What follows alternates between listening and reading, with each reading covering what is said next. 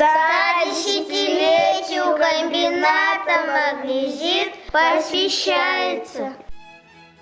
Давным-давно на месте, где сейчас стоят дома и дворцы культуры, был нетронутый лес и непроходимая тайга. Но однажды люди нашли здесь новую, неизвестную породу и назвали ее магнезит. После этого они построили печь и много других сооружений.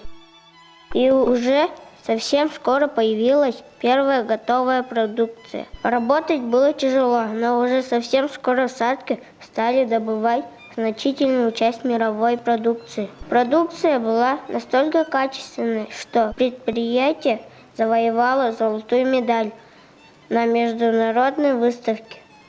Но вот наступила гражданская война, и производство магнезита сильно упало. Когда война закончилась, производство вновь стало расти. Основной рабочей силой в то время были лошади. Когда началась Великая Отечественная война, магнезит бросил все силы на нужды фронта. С тех пор магнезит рос и стал градообразующим предприятием по производству огнеупоров, современным и проверенным временем. С днем рождения, магнезит!